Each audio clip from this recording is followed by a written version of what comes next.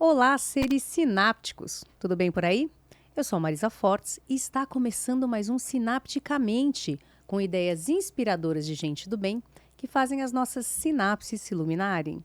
E hoje eu estou aqui com uma figura maravilhosa que eu adoro, a pessoa que eu escolhi para ser a minha médica, Elga Marquezine. Maravilhosa! Marquezine, não errei não, né? Não, tá certo. Além de linda, ela é muito sabida, gente. Por quê? Ela fala de um monte de coisas e nos deixa livres. Eu acho que isso é uma coisa que me chama muito a atenção no seu trabalho, Elga. É interessante que você tá falando isso, porque nas minhas buscas, né, eu cheguei à conclusão que realmente a liberdade é um dos meus maiores valores. E mesmo sendo médica, eu vou propor algo, né, baseado em algumas opções que não vão ser muitas. Mas mesmo assim, se tem uma coisa que eu aprendi, que sou muito feliz por isso, é que mesmo que eu tenha uma boa resposta baseada na melhor ciência, eu, lógico, vou expor tudo aquilo para a pessoa, mas aquela pessoa que está na minha frente, ela é livre para escolher o caminho dela. E se talvez ela deseje fazer um desvio de rota ou fazer algo um pouco diferente, lógico, contanto que não cause dano, né, que eu esteja vendo que vai causar um dano, porque senão vou alertar também, a pessoa é livre para viver a vida dela. Então, isso me Né? chamou muito a atenção. Bom, a Elga ela é médica ginecologista, terapeuta sexual, não é isso? Ela pratica uma medicina baseada em evidências. Sim. E você faz questão de levar esse amor ao estudo, o apego à ciência para o consultório. Sim. Então, isso me chamou muito a atenção. Desde a primeira vez que eu te vi, bom, aliás, a gente ficou horas falando, né? A sala de espera enchendo e a gente falando, e aquilo não tinha fim. Normalmente, quando é a primeira consulta, eu peço mesmo para ser um horário maior, porque vira uma conversa um pouco mais prolongada, né? Então, Quer dizer, mas então a Elga é aquela pessoa que você vai perguntar, mas por quê? Ela vai te descer um monte de estudo, mostrar ó, por A mais B as evidências mais modernas. Isso é muito legal, né? O paciente poder saber do que você está falando com evidências. você sabe que às vezes eu fico um pouco receosa desse meu jeito, porque parece que eu estou muito dando aula e querendo explicar, e às vezes eu não tenho certeza se a pessoa quer saber tudo do jeito que eu estou explicando. Mas eu sou uma pessoa que gosto de ir muito a fundo e entender, mesmo que não seja algo exatamente da minha área, ou seja algo que eu entendo pouco, eu quero que a pessoa me explique para que eu consiga me situar naquilo e, lógico, né, poder tomar a decisão em conjunto. Né? Então, acho que isso é importante. Então, é por isso que eu faço. Às vezes, acabo me alongando um pouco na explicação, mas eu acho que vale a pena, né? Por exemplo, a gente sabe que, se for pegar aí estatisticamente o quanto a gente vai prescrever uma medicação, a pessoa vai efetivamente comprar, vai usar e vai manter o uso sem parar antes, vai ser taxas assim muito, muito baixas.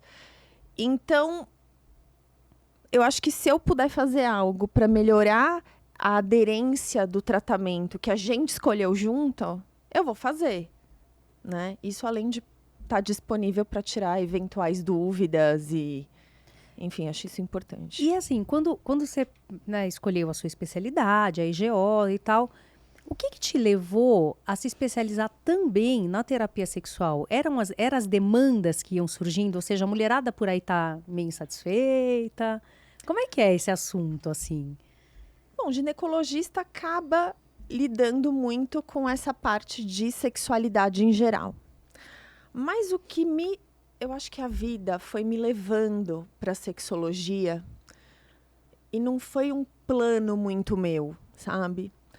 Quando eu terminei a residência, tinha acabado de terminar a residência, umas amigas falaram, a gente vai fazer especialização de sexualidade lá da professora Carmita, vamos fazer? E eu, que sou uma pessoa que amo um curso, né? Ai, amamos, né, baby? Então, se você me chamar para fazer um curso de algum assunto que eu vejo que pode ser interessante, normalmente eu tô dentro. Nossa, e a Carmita Ábido, né? Gente, ela é uma referência Sim. realmente, né, nessa área. Sim, e foi muito importante, muito bom. mas eu deixei essa questão um pouco dormente. E aí o que acontece é que depois eu fui sendo solicitada a respeito disso, né? Então eu fui trilhando esse caminho meio que indo. Porque a mulher hoje ela tá muito mais livre para viver a sexualidade, você percebe isso? Assim, para discutir questões, Eu percebo e é algo tão feliz, não é? né? Uhum. Eu até, né, sempre falo, poxa, é tão bom. Às vezes a gente critica muito a questão de rede social, informação rápida, porque a gente fica ali, viu um monte de coisa que encheu nossa cabeça, deu ansiedade e não trouxe algo realmente útil. Enfim, tem essas questões. Ficar se comparando com o outro ali, isso pode, né, trazer algumas questões que não são boas. Mas, por outro lado, a gente está na era da informação. A gente tem mais conforto do que todas as outras gerações tiveram. A gente tem esse acesso fácil, né, a uma informação, tudo bem, a gente precisa saber filtrar e tem muita coisa que parece boa e verdadeira e não é bem assim, Quer ver uma pode ser coisa? armadilha. Ó, por exemplo, eu fui fuçar seu Insta, né? Óbvio, pra gente poder se preparar minimamente para receber uma sumidade dessa, Ok. né? E aí tava lá. Não tá tudo bem ter dor na transa, né? E eu acho que isso é uma coisa, por exemplo, que a minha avó e talvez até minha mãe, né? Essas gerações antigas, não, gente, às vezes dói um pouco e tudo bem, né? Fazer o quê? Mas só que não. Então, mas mesmo hoje em dia, eu atendo mulheres que entendem que, mas ter um pouco de dor, tudo bem, né? Então, E às vezes a gente se choca um pouco. Como que essa informação ainda não chegou? Mas é porque eu acho. Outro dia eu tava até conversando online. É bom que a gente conversa com gente do mundo inteiro, né? Com uma médica do Canadá que postou ali falando que as mulheres, né, acabam sendo acostumadas a sentir dor. E fiz ali uma conversa com ela que justamente isso. A gente, às vezes, é acostumada a entender. Mas a menstruação dá cólica mesmo, dói mesmo. Sexo pode doer mesmo. Né? Se você vai fazer, às vezes, algum procedimento, é como se você tivesse que aguentar a dor daquele procedimento. tipo Lógico, o Papa Nicolau, você tá falando? é que o Papa Ou... Nicolau geralmente não costuma dar tanto desconforto. Lógico, algumas mulheres vão ter algum desconforto, mas aí a gente precisa conversar, entender se é o momento de colher, se precisa ser feito algum tratamento por alguma questão, né, para que ela não sinta o desconforto. Mas digo, por exemplo, você vai às vezes colocar um DIU. Ok. Tem mulheres que vão ter mais dor ou menos dor. Tem mulheres que vão ter, assim, zero dor, mesmo que você não faça uma anestesia no colo. Tem mulher que ela vai ali começar a suar frio, quase desmaiar. Meu caso, por exemplo. E você vai precisar fazer algo com sedação ali para que ela tenha um maior conforto. Mas eu acho que a gente, como mulher, vai crescendo e vai se acostumando a algumas coisas, né? E que não precisam ser bem assim. Então, só para esclarecer, gente, não é para ter dor, né? Se você tem dor, tem alguma coisa errada, procure seu médico, porque não precisa ter dor. É isso, doutora? Exatamente. Pode precisar de um lubrificante? Quais são as razões da dor? Então, na relação sexual, a gente tem, basicamente, vou separar em 2 grupos. A gente pode ter dor logo na entrada da vulva, ali na entrada da vagina, no começo da penetração, ou lá no fundo, quando bate lá no fundo, ou as duas coisas, né? Então, por exemplo, quando bate lá no fundo e tem dor, pode ser uma infecção do útero, pode ser uma questão da musculatura pélvica que está tensa, contraída e tem pontos gatilho de dor um pouco mais profundamente. Pode ser endometriose, então normalmente é aquilo que a gente vai investigar. Quando é na entrada da vagina, a gente pode ter inflamações, infecções locais, pode ser por questão hormonal, pode ser uma contratura da musculatura, né, que gera dor. Ou seja, vale a pena investigar para você poder... Sim, né, dar Sim. conta desse aspecto. Com certeza. E assim, não é normal sentir dor em nenhum aspecto, né? Então a gente precisa entender da onde essa dor vem, quais as prováveis causas, investigar, tratar, né? E aí a pessoa, porque o que eu digo, algumas mulheres, por exemplo, elas têm algum desconforto, tal, eu falo, mas você tá vivendo feliz com isso? Você não acha que isso poderia melhorar? E aí você trata aquilo, resolve, é outra qualidade de vida, né? E de sexo. Sem contar que, para a gente pensar em disfunção sexual como um todo, quando eu tenho dor, ela vai fazer um efeito dominó em todas as outras fases da resposta. Então, a pessoa pode ter desejo, ela pode ter sentir excitação, lubrificação, sensação de prazer, pode ter orgasmo, mas se ela começar a ter dor, isso vai começar paulatinamente a acabar com todas essas coisas boas que ela tem, né? Sim. Então vai matar a resposta E aí, com sexual. o tempo... Então, com o tempo, porque a gente é governado pelas consequências, né? Daquilo que a gente passa. Então, se a consequência daquilo vai ser dor, como é que eu vou querer? Né? No começo pode ser que eu tenha ali... meu cérebro está entendendo que vai ter uma coisa boa e que vai ter uma dor. Aí vai meio que fazendo aquela conta, né? É. Só que vai chegar uma hora que a dor vai dominar. E aí você ajuda a pessoa até a entender isso e endereçar essa questão, né? Porque às vezes é o que você falou. Vai lá, faz um exame, leva um ano para fazer o exame, aí não volta, aí vai. Porque a vida da gente é uma loucura mesmo, e né? outra coisa, né, Marisa? Às vezes a gente tem questões que são difíceis para nós. E por mais que a gente queira mexer naquilo, a gente queira resolver aquilo, é como se tivesse algo que nos bloqueia de algum jeito, que a gente se bloqueia, ou se a gente está se sentindo desbloqueada, sei lá, alagou ali a rua e você não conseguiu chegar. Tem dessas coisas. A gente costuma dizer que são barreiras inconscientes que a gente não percebe, né? Isso, até o dia que a gente exatamente. percebe. Isso, exatamente. Exatamente. Isso eu gosto muito, assim, de você, porque o que eu percebi quando eu te vi pela primeira vez? Essa pessoa gosta de gente. Ela tem um olhar profundo, ela vai além do que parece, né? Isso é muito legal numa médica, você não acha? Eu acho muito bom. Já te falaram isso? Já. Tem algumas pacientes minhas que falam assim, eu indico pessoas para... Então, preciso indicar uma fisioterapeuta ou um colega de outra especialidade. Aí vem assim, eu sabia que foi você que indicou mesmo. Porque a gente, né, acaba tendo essa rede de pessoas que realmente estão interessadas em ajudar essa mulher a resolver as questões dela. Sejam quais forem. Sejam quais né? forem. Então, precisa de psicólogo, vai no Sim. psicólogo. Precisa de, né? E tem coisas que vão ser mais difíceis, tem coisas que vão ser mais fáceis, tem coisas que não tem muito como mexer, né? Mas a gente precisa ter um olhar para aquilo sempre com respeito à dignidade daquela pessoa, né? Então, respeito à história dela, às questões dela. E saber se ela está num momento que ela só vai fazer aquilo pela metade, é o que ela pode agora. E eu tô ali para ela. Sim. Porque o que ela precisar de mim, eu tô aqui para fazer. Mas não vou julgar. Né? Então, é importante ter essa visão, porque eu tô respeitando a pessoa que vem me procurar.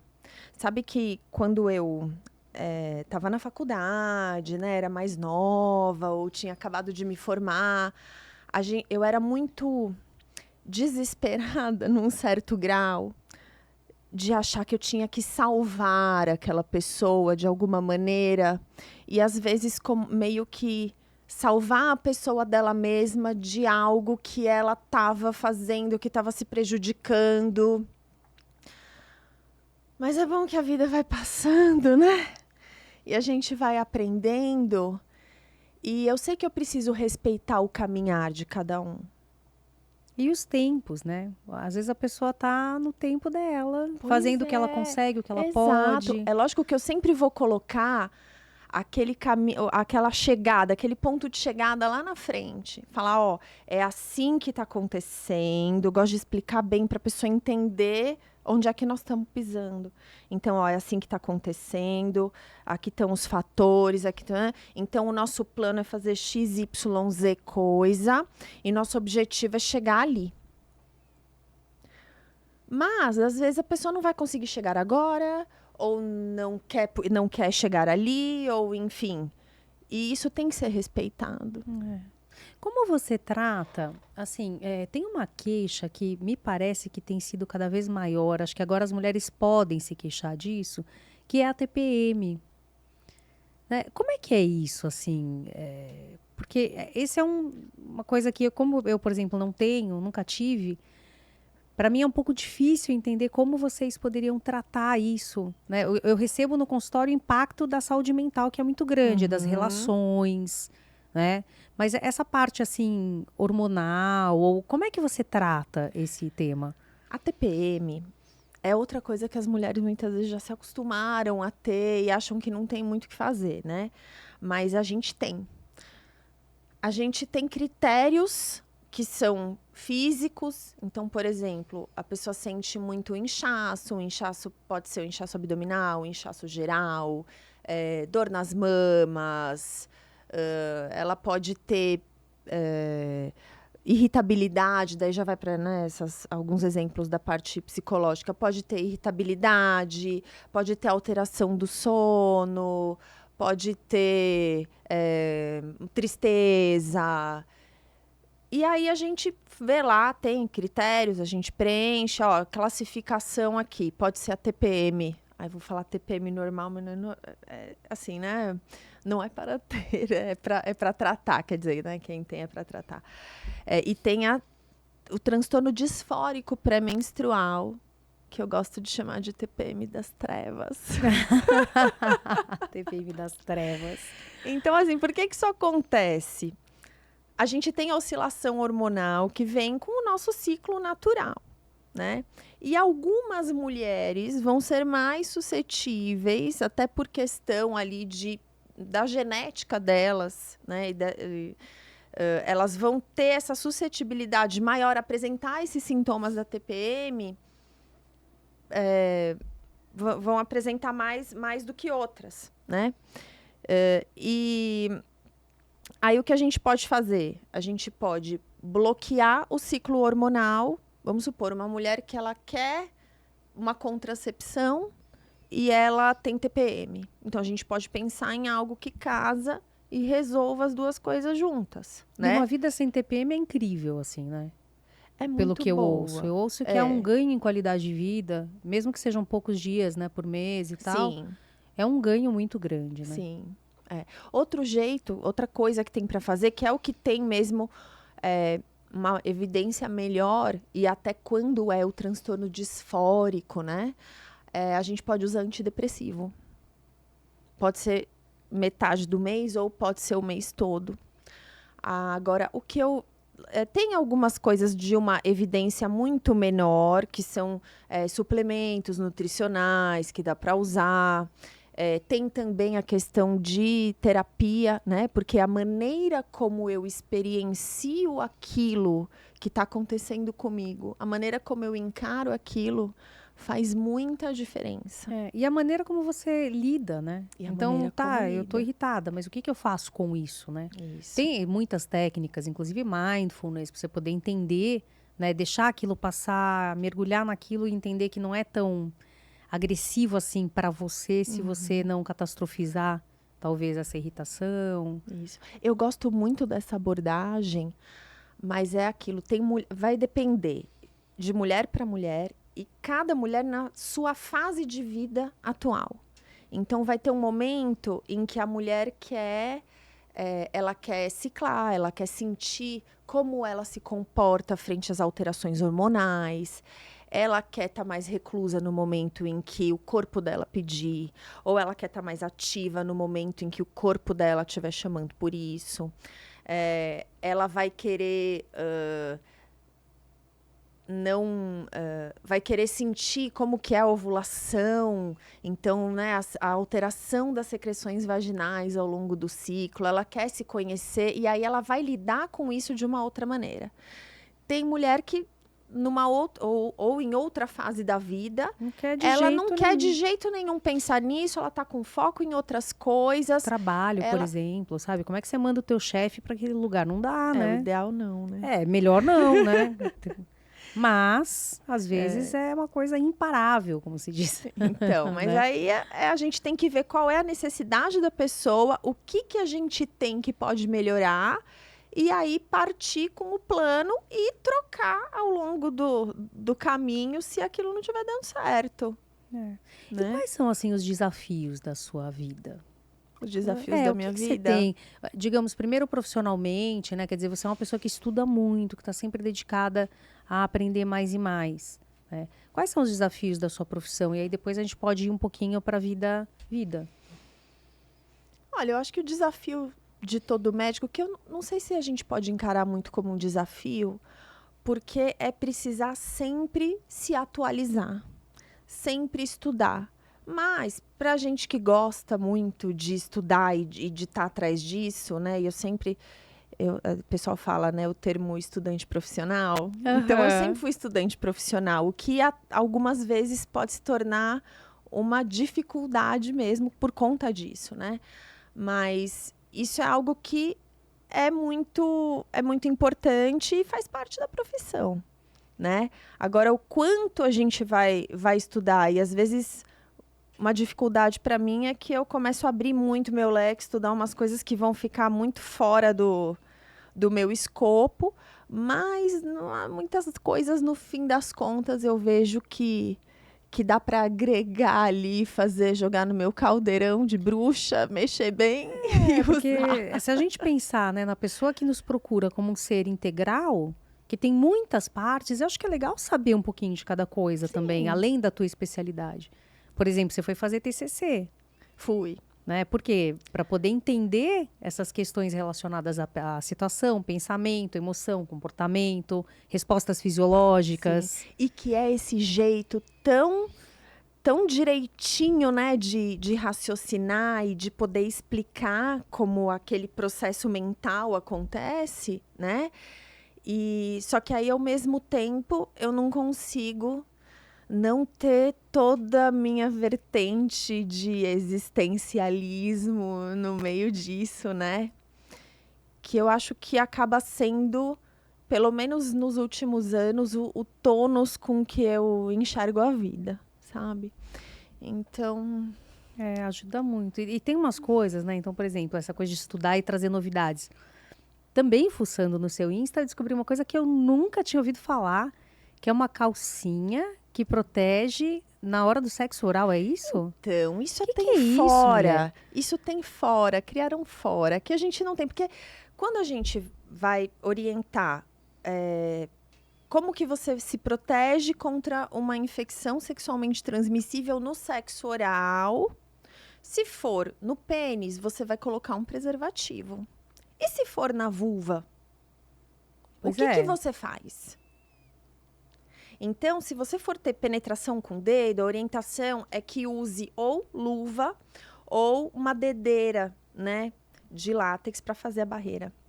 Se você for fazer o sexo oral, você pode, por exemplo, pegar uma camisinha masculina, cortar assim de comprido e você abre e ela fica um quadrado. Ou então, mas tem que deixar pronta ali, porque na hora vai passar um pouquinho, cadê a tesoura? Vamos, sabe? Então, não tem condição, isso aí quebra qualquer clima, tem essa gata. questão. Agora, assim, o CDC recomenda, por exemplo, um campo de borracha. E eu, como filha de dentista, sei o que é um campo de borracha, né? Mas muita gente não sabe. É algo que usa para fazer canal na boca. Então, é um quadrado, assim, que é feito de borracha. Poxa, eu me Só lembrei... que ele é meio grosso. Eu acho que pode não ser tão interessante. Olha, quem nunca fez isso? Você tá no aniversário, explode uma bexiga. Aí você pega a bexiga e faz assim, ó. E faz uma bolinha pequenininha. Você nunca fez isso com a bexiga? Não que eu me lembro. Nossa, então vai ver que era uma coisa mais anos 1980. Mas a gente fazia eu sou isso. Dessa década. E aí eu lembrei que é um campo de borracha. Pode ser Uma boa analogia. O que não é uma boa coisa é um tipo Magipac lá, o plástico filme. Tem Aí gente já- que usa isso daí? Tem, mas é que acaba sendo muito fino, pode romper, aí não, né?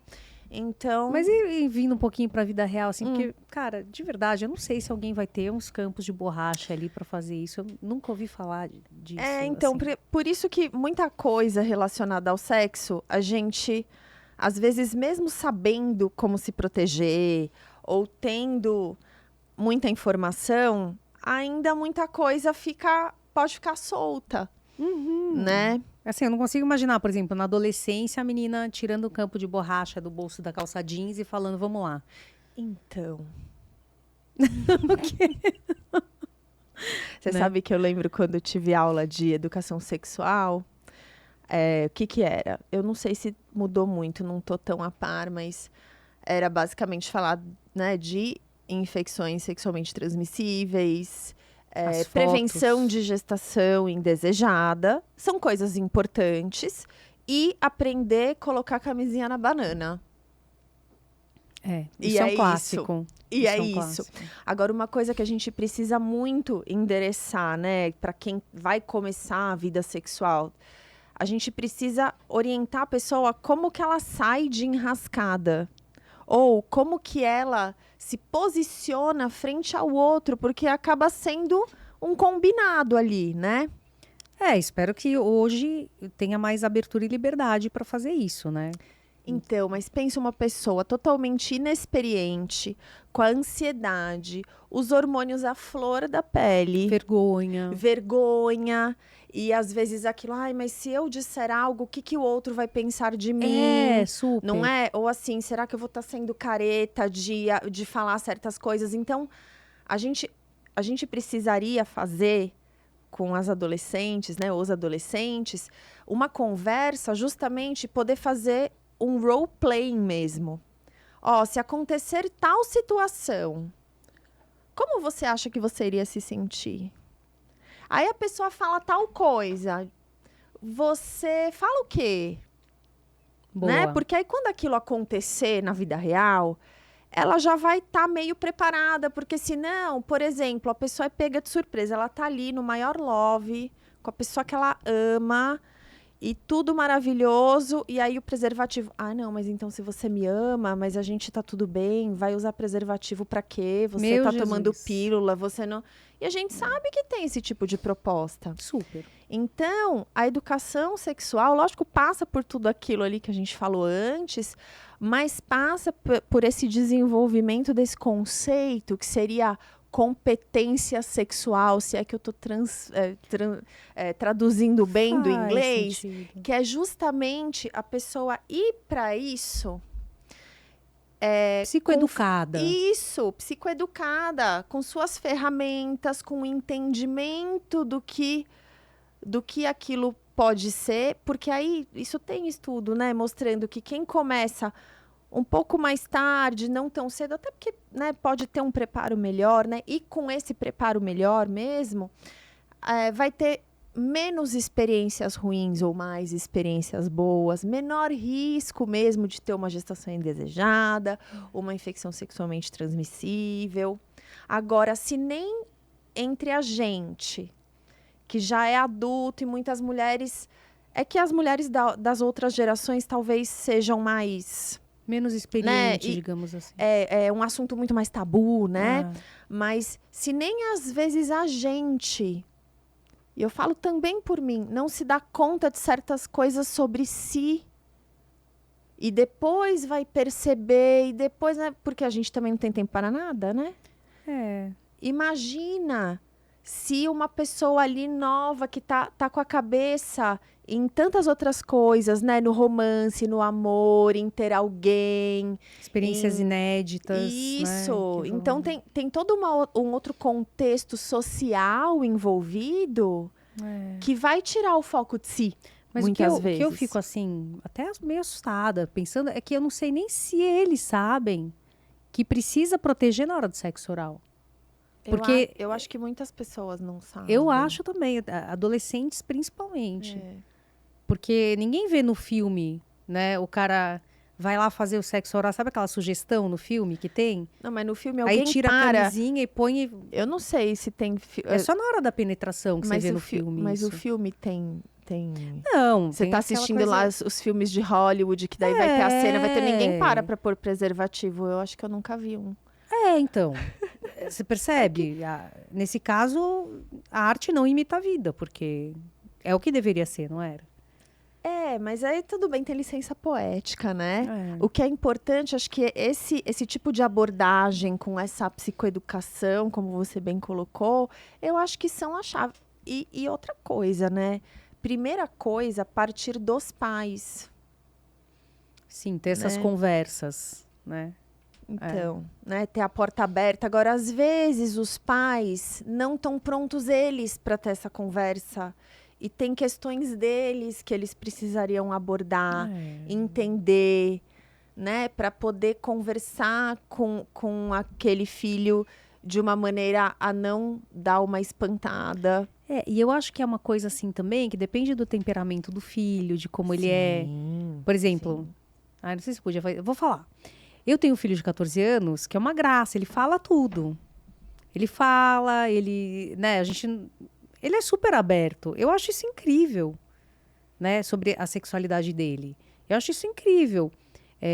Eventualmente, outros adolescentes podem não ter um trânsito muito grande para poder falar disso, sabe, com os adultos. O importante é ter com quem falar, seja com a ginecologista. Também. Mas sempre é importante a gente participar, né, a mãe ou os pais, enfim, porque, poxa, é quem pega na tua mão a vida inteira, né? E que a gente quer o bem deles, assim, acima de absolutamente qualquer coisa. Pois é. Né? O filho, pra gente, ele é o nosso projeto, assim... A gente olha e fala, cara, acho que ninguém vai querer tanto o seu bem sem pedir absolutamente nada em troca. Isso é verdade. Não é? Por mais que te xingue. Por mais que em algumas ocasiões. A gente tá ali que pra brigue, tudo, né? É verdade. E como é que é ser mãe, né? Mãe de menina, né? Mãe de menina. Então, cara, em algum momento você também vai passar por isso, e é a tua profissão, né? Não tô preparada para esse momento. É bom que ainda faltam uns anos. O que mudou com a maternidade para você? Mudou tudo. Nossa. Acho que a gente é meio inocente antes de se tornar mãe, né? Você sabe que eu sou uma pessoa que sempre tive grandes angústias existenciais. E sofria com coisas que não vou, logicamente, dizer que você olha para trás e fala, ai, nossa, sofreu por besteira, porque na hora não era besteira, né? Mas eu acho que depois que eu tive minha filha, aconteceu que eu precisei resolver algumas coisas e tomar algumas decisões. Então, eu precisei decidir que eu não ia mais reclamar. A gente adora, né? Dar uma reclamada. E isso deixa a gente muito estacionada em algumas questões, né? Porque se a gente tá lá brigando, é porque a gente não quer resolver. É porque a gente não quer encontrar uma boa solução. A gente quer ficar preso ali naquele, né?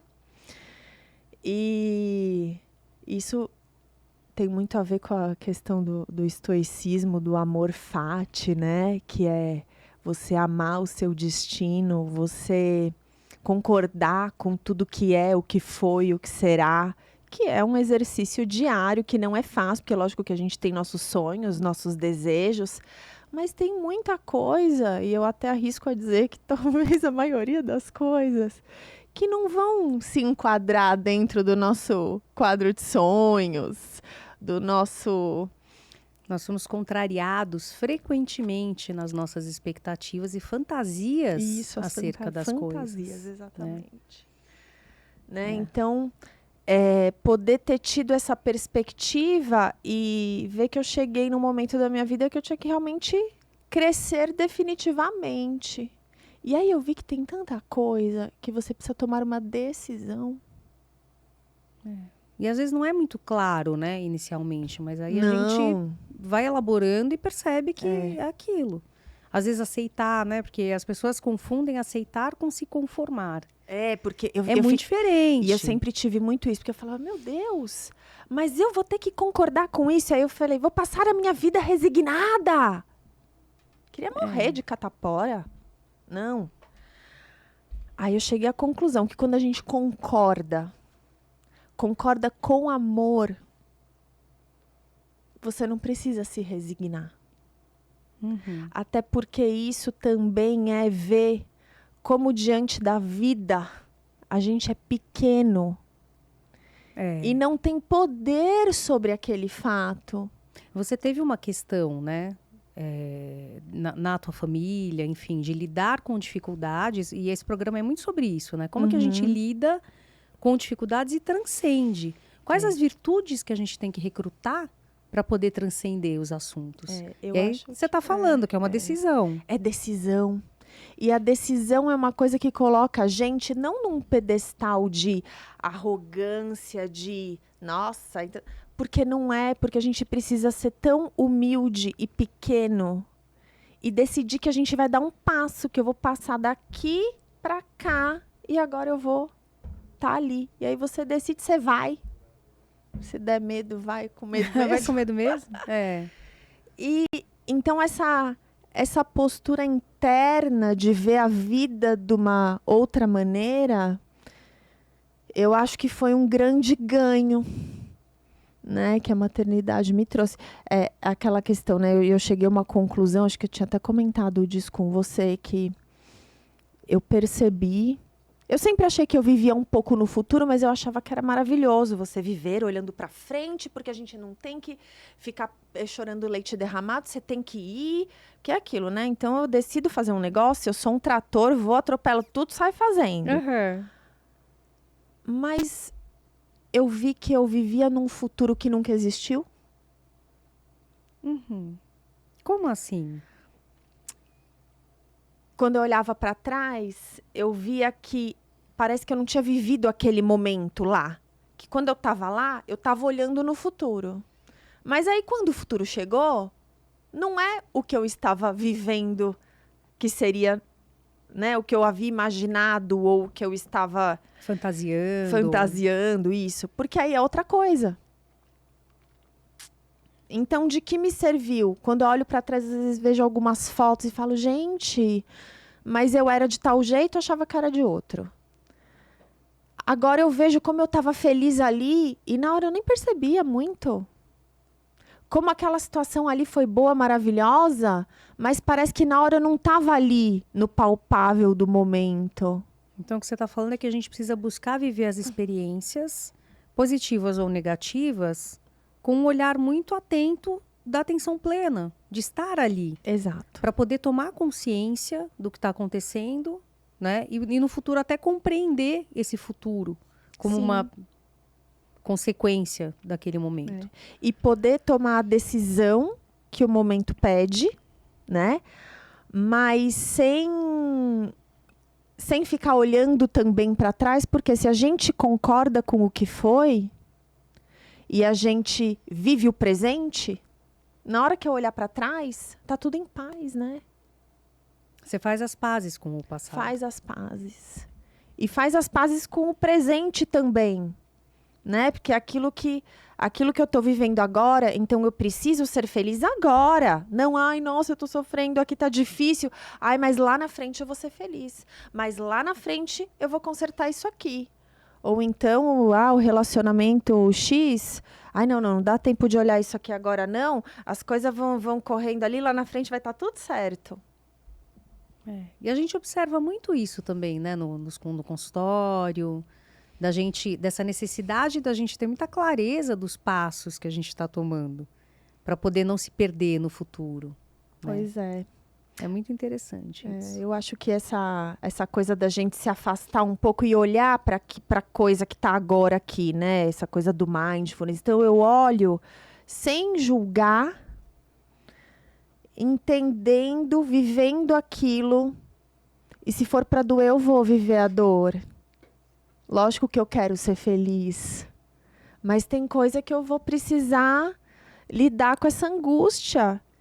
e caminhar com ela, talvez por um tempo, até que chegue um momento em que eu possa deixar essa angústia ali, plantar ela no pé de uma árvore ali no meu caminho da estrada e seguir. É porque as coisas, elas se transformam também, né, Elga? Também. Sabe? Os sentimentos se transformam. O jeito de olhar as coisas se transforma a partir da vivência, das mudanças. E uma das coisas que eu acho muito difícil, né, você me dizer isso para você também, eu falava assim, gente, porque é um absurdo você botar expectativa em cima da criança. Aí só o que eu faço. É Meu mesmo? Deus do céu, que difícil que é não colocar expectativa.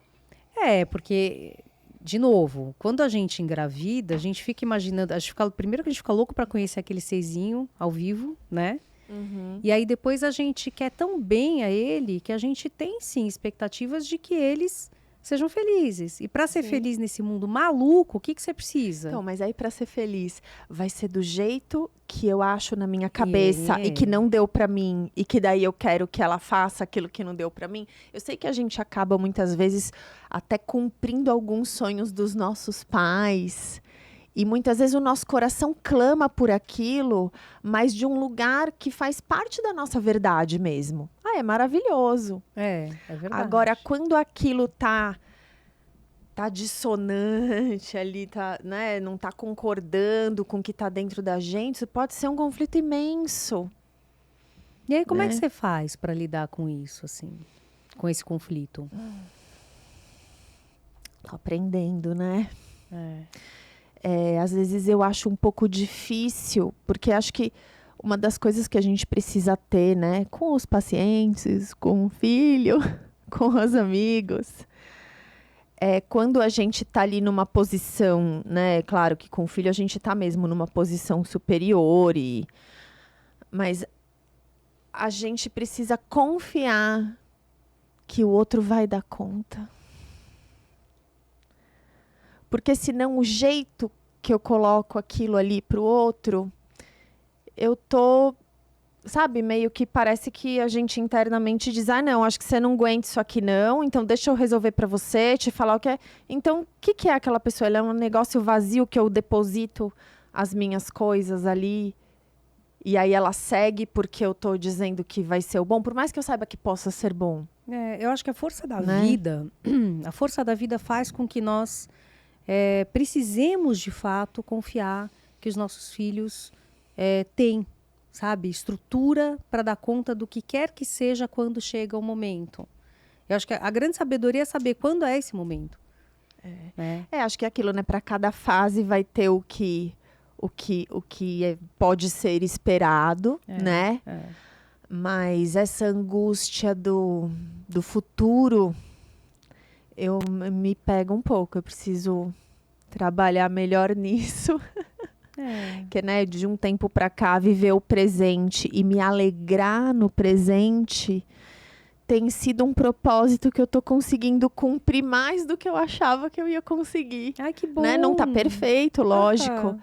Mas poder viver, sabe, se alegrar no simples do dia a dia, no pequeno gesto, na rotina. Né? Tava tendo essa conversa recentemente com meu marido.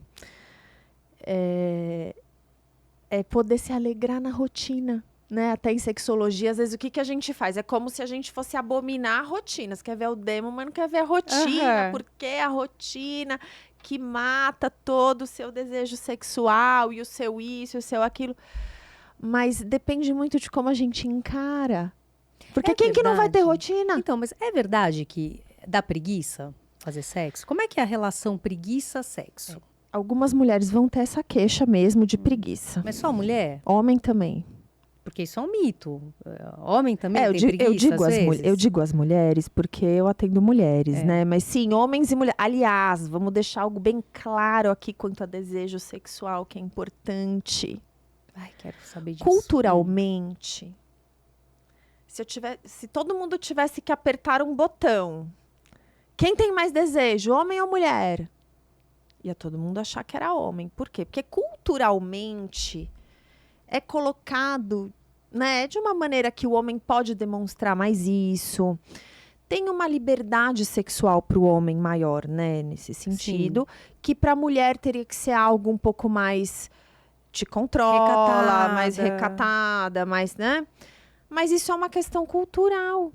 Porque biologicamente, sabe aquele negócio da curva de sino, da distribuição? Não, então, me conta. você vai distribuir uma população para o quesito que você quiser. Ah, ok. Tem aquela curva, faz assim, Sim, sobe sim. e aí desce. Sim. Então, vai ter uma galera nas pontas que vai ser menos gente e vai ter o pessoal que se concentra naquele meião. No topo do sino, né? Isso, que vai ser, né? Então, assim, quem tem pouco desejo, desejo até um tanto e muito, muito, muito desejo. Então, a população vai se distribuir assim no quesito que você quiser. E para homem e mulher, isso é muito parecido. Mas aí o que a gente precisa aprender? Que o desejo, a sexualidade, esse funcionamento sexual, ele tem os fatores biológicos, tem os fatores psicológicos e tem os fatores sociais que vão interferir. Então, quando eu pego tudo isso e jogo lá no meu caldeirão de bruxa e mexo, vai dar a coisa única que é cada um. Né? Então, se eu aprendi por questões psicológicas e sociais que esse meu desejo tá fora de lugar e eu preciso dar uma abafada nele, essa questão funciona como se fosse um carro que você pisa no freio e pisa no acelerador. Né? Então, gente, mas aí eu aprendi que eu vou precisar dar uma abafada nesse desejo. Então, eu vou tirar o pé do acelerador, ou eu vou pisar no freio, ou eu vou as duas coisas. Né? E aí tem um monte de coisas que fazem a gente sexualmente pisar no acelerador. Então, coisas que estimulam, né? Então, todos os sentidos aí, tato, olfato, paladar, enfim, os pensamentos. Mas assim, normal, a norma, qual é? Então, isso aí é um perigo. Não é muito louco você pensar nisso? Porque tem gente que tem um monte de desejo, tem gente que tem quase nada de desejo. Isso. E aí, com o passar, também você tem uma linha do tempo. Isso. Para isso. Tem. Né? Então, e aí tem outra crença, que às vezes a pessoa mais velha não vai transar. Que é uma crença que alguém jogou ali, Então, assim, E não faz sentido necessariamente, né, para todas as A minha pessoas. leitura você tá satisfeita, assim, tá feliz? Exatamente. Você tá contente com uma vez por semana? Você tá contente com 3 vezes por semana? Exatamente. Lógico que a gente tem critérios para definir o que é disfunção sexual e ficar dando nome aos bois. Mas no frigir dos ovos, o que é justamente isso. Mesmo que a pessoa não tenha... olha, então, eu vim aqui porque eu tô... Nossa, o meu desejo caiu drasticamente nos últimos 2 meses. Não, você não fechou o critério do tempo, então vamos dar mais 4 meses. Depois você fala, não, você vai ajudar aquela pessoa no que ela veio buscar. Entender, né? Qual é o incômodo? Porque o que a gente quer? A gente quer buscar felicidade. A gente quer ter uma qualidade de vida boa. A gente quer ser feliz com a gente quer poder viver a nossa verdade. E com o parceiro também, né? E ter uma relação saudável. Sim, com bacana, ou sozinha. Como quiser. Como quiser. E quando tem parceria, pode embolar o meio de campo em algumas questões, porque logicamente, né, as relações humanas... Na cama e fora dela são complexas. E às vezes até mais fora do que da cama, né? Mas vão ter esse peso sobre a nossa... Sobre como vai funcionar ali o nosso pisar no acelerador, pisar no freio. Então, aí, eu gostaria que você olhasse para a sua câmera e desse uma dica, assim, poderosa, para aquelas pessoas que estão enfrentando dificuldades hoje nessa área. O que elas devem fazer, como elas devem pensar, o que você tem para dizer como uma palavra, assim, de ajuda, de superação mesmo. Seja com ela, seja com o companheiro, seja até o próprio, né, homem, porque não só mulheres nos assistem aqui, homens também. Então, para quem tiver alguma dificuldade sexual, primeira coisa, não é coisa da sua cabeça. É lógico que os fatores psicológicos podem influenciar. mas aquilo é algo que se concretiza de maneira real para você como algo que te causa sofrimento, né? Então, busque ajuda profissional. E aí a gente precisa esmiuçar o que está acontecendo. Quais são os prováveis fatores envolvidos, os que desencadearam, os que estão mantendo essa situação, e aí poder propor um caminho de solução, né? Então, às vezes, parece que é bicho de 5 cabeças, 7 cabeças, quantas cabeças? 7. Então, por que 5, né? Perdeu então, 2. Perdi 2 já. Então, às vezes, parece que não tem solução, porque quando a gente está dentro do problema, parece que soltaram a gente na máquina de lavar e a gente fica ali de um lado para o outro. Mas, por exemplo, o né? homem, quem é o profissional que cuida disso? É o urologista mesmo? Então, a gente pode ter os terapeutas sexuais, né? Mas um urologista especialista em medicina sexual, acho que é o profissional mais indicado, até porque sempre a gente precisa avaliar a parte biológica também, né? Então, alguns exames vão ser importantes. Então... E aí, para a mulher, uma gineco que tenha também essa especialidade. Isso, exato. E se for para alguém que seja mais para a parte de terapia, vai precisar de uma avaliação médica especializada em algum momento, né? Até para poder ver todas essas partes biológicas que podem influenciar investigações, além das emocionais, claro, psicológicas, sociais. É que primeiro a gente descarta causas orgânicas, né? É sempre importante. Vai ficar... É sempre importante avaliar as causas orgânicas. E você vê, né, grandes causas de baixo desejo. Aumento de prolactina, alteração de tireoide. Então, já são exames importantes que a gente precisa fazer, né? E aí tem o dilema da testosterona, que eu não sei se a gente teria que deixar para uma próxima, vai dar tempo? Sim, mas se você quiser dar, assim, um trisco. O que eu tenho para dizer é, mulheres, a testosterona importa, e ela pode ser um tratamento em algumas situações. Mas o exame de dosar a testosterona ainda não tem um exame bom. Que você fala, então você tá com tal questão aí do desejo e tal, enfim, vamos dosar a testosterona. Gente, tá baixa, então tem que repor. A testosterona faz parte desse rolê, mas... ainda precisa de um exame que consiga dar essa resposta, porque do jeito que tem hoje, ele não consegue responder dessa maneira. Então, o que a gente vê muito é dosar a testosterona tá baixa, ou tá num limite inferior, e aí não necessariamente vai ser essa reposição, porque depende, né, tem situações ali a se analisar, né, pode ser que seja, assim, necessário repor, então, isso já pode gerar, às vezes, um pouco de ansiedade, uma coisa que eu recebo muito, né? Então, tá com uma questão sexual, via de regra, a pessoa já... não, então já me prescreveram a testosterona e não deu certo. Entendi. Não quer dizer que todo o tratamento vai dar certo, logicamente que não. Mas, às vezes, a gente se basear só nisso e achar que é a pílula mágica, muitas vezes não vai ser ou não vai ser só. Ou seja, tem que ser... que nem você faz, né? Estudar aí as variáveis, entender o que tem de evidência, juntar tudo no caldeirão da bruxa. E é isso aí. Exatamente. Agora, gente, também dá para entrar no teu Insta, que tem um monte de informações, inclusive que a gente não falou, a tal da calcinha que protege contra DST. Essa daí não tem. Eu acho que não tem no Brasil. Não, mas não faz mal, que o povo manda vir, viu? Mas aí é usar essa questão do preservativo aberto, né? Ou mesmo a camisinha feminina, né? Que a gente põe... dentro do canal vaginal, ela tem um halo que recobre a vulva por fora. Então, pode ser uma boa opção também. Mas isso tudo tem no seu Instagram, que é o @Elga Marquezini. Elga Marquezini, com I no final. N de navio. Então, vamos entrar no Insta da Elga e ver um monte de coisa interessante, que eu fiquei ali fofocando um monte, adorei.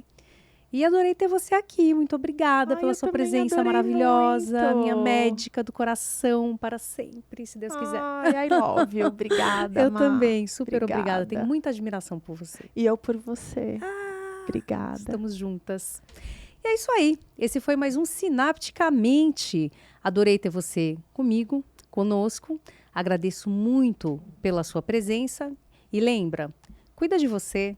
Beijão!